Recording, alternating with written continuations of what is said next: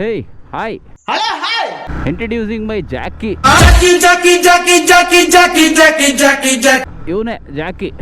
ನಾಪತ್ತೆ ಆಗ್ಬಿಟ್ಟಿದ್ದೆ. Why?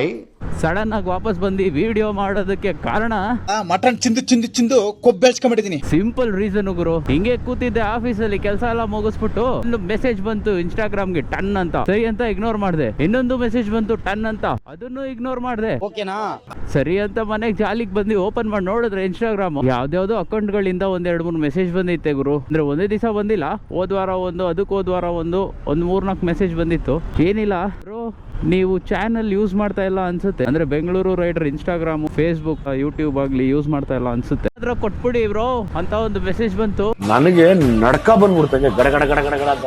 ಹೊಸ creators ಗಳು ಬೆಂಗಳೂರು ರೈಡರ್ ಅನ್ನೋ ಹೆಸರನ್ನ ನಮಗೆ ಕೊಟ್ಬಿಡಿ ಬ್ರೋ, ಐಡಿ ಚೇಂಜ್ ಮಾಡ್ಕೊಳ್ಳಿ ಬ್ರೋ ಅಂತ ಒಂದ್ 2-3 ಮೆಸೇಜಸ್ ಬಂತು. ಅವುಗಳನ್ನ ಓಪನ್ ಮಾಡಕ್ ಹೋಗಿಲ್ಲ ನಾನು.